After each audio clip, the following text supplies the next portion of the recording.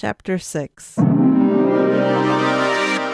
Marshal Coley's private secretary crept toward him, stood on tiptail, and delivered a confidential message. Sir, there's a person named Mekis, a Ganymedean, who claims to be the civilian administrator who is to relieve you. Time evidently had run out, and sooner than he had expected, but perhaps with a little adroit stalling he could gain a few extra hours, enough to complete Operation Cat Droppings. Coley slid his way across the office, opened the door to the waiting room, using the low-placed tongue switch that responded to no tongue but his, and surveyed his replacement. Outside reposed a gray, somber-looking compatriot, a man of obvious and durable ability, much older, in fact, than the marshal himself. He reposed well, with dignity, and did not bother to notice the existence of the spools of fun E-tapes available for the visitor, nor did he gaze at the several attractive, well-groomed secretaries at work. Beside him lay a thick briefcase with leather neck strap for carrying, and outdoors in the well-lit courtyard waited a team of flyers, their wings rising and falling rhythmically in a semi-doze. Well trained, Coley reflected. Their master is a good one. They don't flap about causing a disturbance. Clearly a high genetic breed, undoubtedly costing their owner a fortune. Therefore, this indubitably was Coley's civilian replacement. Mr. Mekis? Marshal Coley inquired. The head whipped, the tongue protruded, licking the air with intensity as the wide-set eyes flamed, a dismal and perplexing glance, as if Mekis did not quite see him, saw instead beyond, and yet not spatially. It was, he realized, as if this man possessed the capacity to imagine one's entire life track, one's full destiny. Perhaps, he decided, age had something to do with it. Wisdom, he thought. There is wisdom, not sheer knowledge as on the memory spools of a computer, lying behind these green, faceted eyes. He felt uncomfortable. Do you intend to take possession of the desk immediately? Coley inquired. He thought once more of Percy X's rich, thick, virgin fur pelt. It had now faded to the dimensions of a dream. Frankly, Mekis said, I'd like to get the transfer of authority over right now, so I can get some rest. I didn't sleep well on the ship. Come into my office, Coley said, leading the way. A dish of authentic Spanish sherry. As one of his batmen poured the 2 saucers full, he explained. From Puerto Santa Maria, Spain. A niña, light golden and medium dry. He added, between laps. I consume it at room temperature, but it can also... Your hospitality, Mekis said after a few polite laps at the dish of sherry. It's singular. Now, as to the transfer of authority, there are the fighter planes. Mekis, astonished, said, My briefing didn't mention any fighter planes. Well, they're not real fighter planes, they're models, you see. World War I. What is World War I? Mekis asked. Slithering to a long, low, polished wood table, Marshal Coley said, These are the rare 20th century plastic injection productions which produce details so minutely as to be beyond compare. As he bade an attendant to pick up a model, he said, Unfortunately, the knowledge of how to manufacture this plastic has died out. Allow me to trace the development of fighter aircraft during the First World War. He flicked his tongue at the first model, held up to Mekis for inspection by the assistant. This was the first true fighter, the Fokker Eindecker. One wing, you see. He showed the wing with its supporting struts. Mekis said, in a neutral tone. He had been trying for a telepathic scan of the marshal, but a scramble pattern blocked the view. Nothing could be made out except a vague jumble of airplane images. Maybe. Mekis thought. It's not a scramble pattern. Maybe that's how he really thinks. The Allies had nothing to match the Fokker Eindecker 1, 2, or 3 until December of 1915. How, Mekis asked, do they arrive at dates here? It is based on the birth of Jesus Christ, the sole begotten Son of God. The way you talk, Mekis said dryly, one would think you'd gone native. Do you believe in this God business? Marshal Coley drew himself up to half height, wove back and forth with dignity, and said, Sir, for the last 2 years living here on Terra, I have been an Anglo-Catholic. I take communion once a month. Mekis quickly turned the conversation back to the relatively safe topic of model airplanes. New converts to these native mystery cults could sometimes wax quite fanatical. What's this plane here? He asked, closing his jaws over the tail section of a biplane. Marshal Coley shut his eyes and said, Would you allow my trained assistant to handle the items of this rare, even unique collection, sir? By woozling them, you cause me great mental anguish. My pardons, of course. Mecca set the biplane down carefully, and there was not a tooth mark on it. The Marshal launched out on the subject of World War I aircraft once again, and half an hour passed before Mekis managed to break into the flow long enough to reintroduce the topic of transfer of authority. Enough, Marshal. I would like to take command of this bale. Wait. Coley touched a wall stud, and a section of the wall rolled aside, revealing further rows of scale model planes. This section of my collection is devoted to the famous planes between the First and Second War. Let us initially consider the Ford Trimotor. The attendant, as he showed the Ford Trimotor to Mekis, said reverently, He also has a complete collection of World War II planes. I am overwhelmed. Mekis managed to say.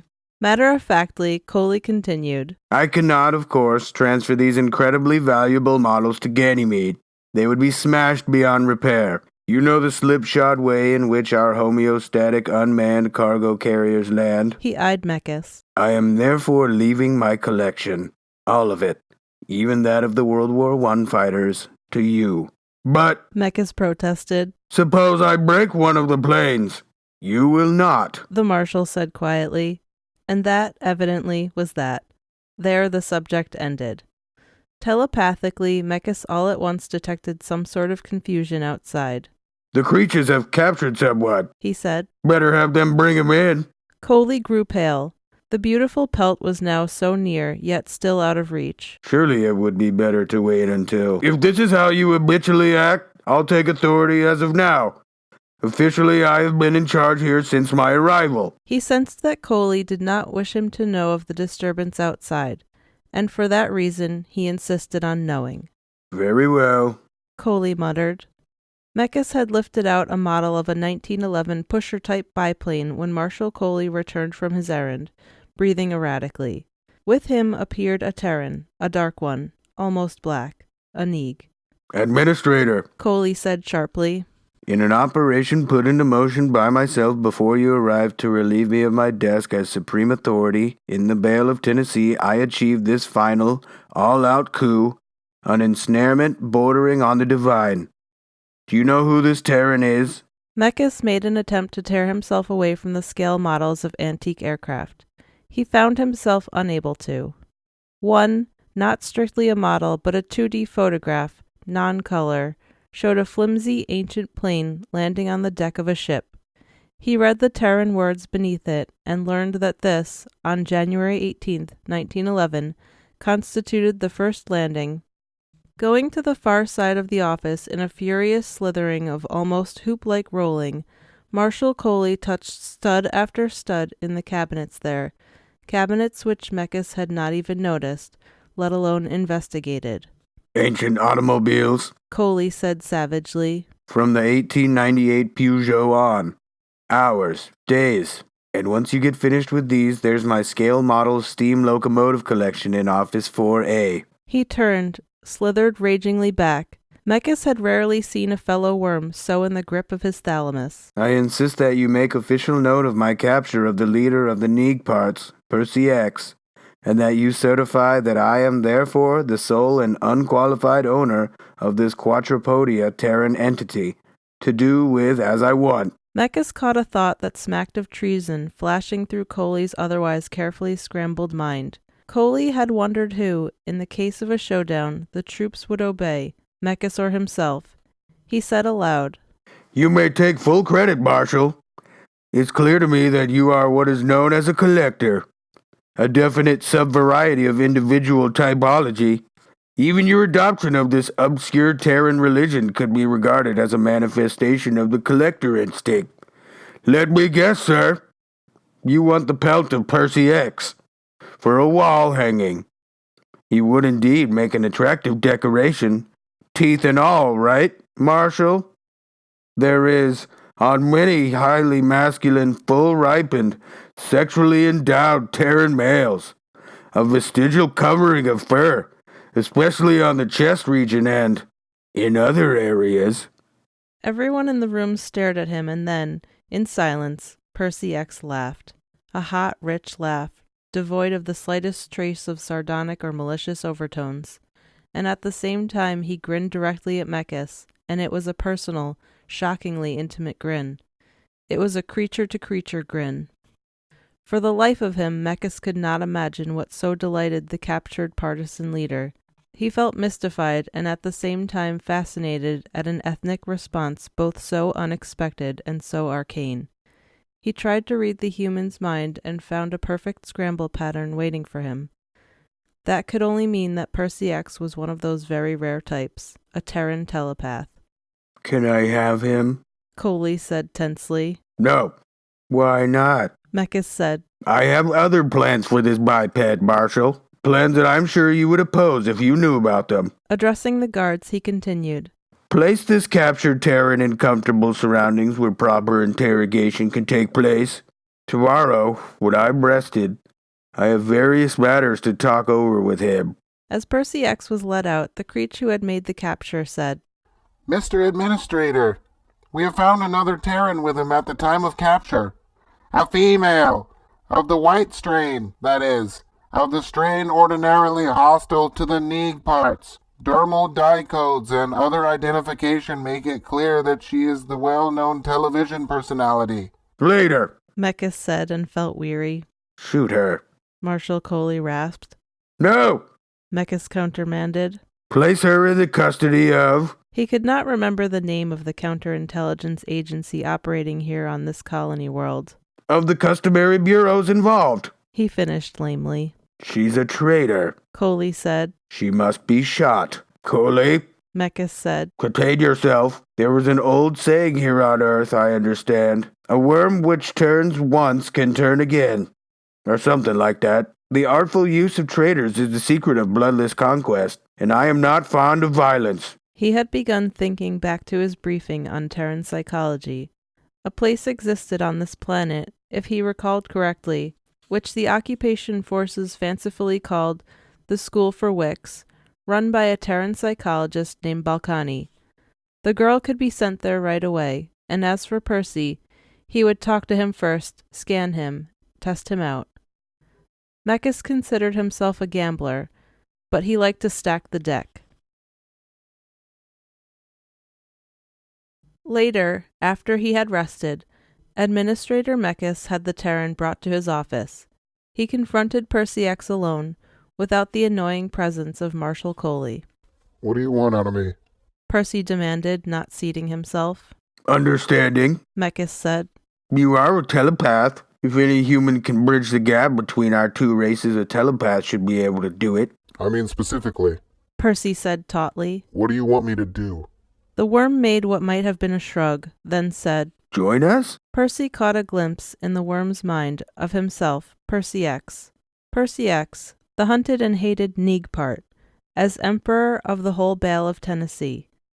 There he sat, ruling over all the whites, even over some of the lower caste Ganymedians. It would have been impossible to offer Percy anything that more exactly fitted his own ambitions. I see that you understand. Mechas said, with just the right shade of eagerness in his voice. What is your decision? Remember that you need not make up your mind in haste. You may take days to think it over. Weeks, in fact. I personally have plenty of time. But while you wait, our forces will have no choice but to continue their police action against your people in the hills. Every day that you delay will mean the unavoidable loss of more lives, plus the... Without warning, Percy X leaped. Mechas jerked sideways, trying to escape, but it was no use. The great black Terran landed on him with his full weight, almost knocking him unconscious. Then Mechas felt powerful fingers close over his windpipe and squeeze the life out of him.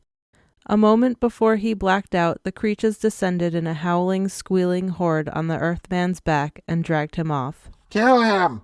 Kill him! The creatures screamed hysterically, but Mechas gasped out, No!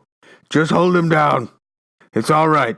He's just a little high-spirited, that's all. Though he felt badly bruised by the struggle, Mechas managed to retain his composure and slipped back into his niche behind the desk. I regret having to do this, Mechas said to Percy, his voice shaking only slightly. but I'm afraid that before we can continue this discussion, you will need a little psychotherapy to discourage these violent tendencies. However, you will be happy to learn that you will be treated like a man often regarded by Terrans and Ganymedians alike as the greatest analyst of our time, Dr. Rudolph Balkany. For just a fraction of a second, Percy X dropped his scramble pattern. Mechas was able to glimpse a swift flash of terror in the Neagpart's mind. What a pleasant surprise. Mechas thought with satisfaction. I had begun to believe this brute was afraid of nothing. In the hushed silence of Paul Rivers's seedy hotel room, Dr. Newcomb slowly, carefully lifted the telepathic amplifier from Paul's head. Did you get through to Percy X? Newcomb asked. Yes, Paul Rivers nodded. but only to listen. I made no attempt to contact him. That excitement a little while back. Creatures brought him into the Ganny military. Too bad. Newcomb said. We should have started getting to him sooner. This gadget of yours is still too highly selective and directional. Paul said. I don't know why I'm expecting to achieve contact at the first crack. And now we've had it. He thought.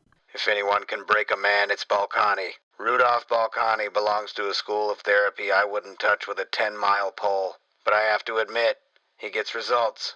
It's always easier and more impressive to tear things down rather than to build them up, or even to sustain them. A human being takes a long time to grow, to mature, but only takes a moment to damage and destroy him.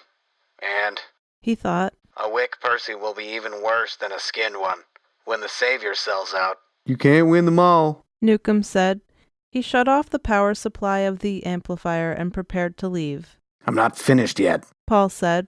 but they've got Percy. Paul said. Want to go to Norway with me? Without waiting for an answer, he began quickly and efficiently packing his suitcase.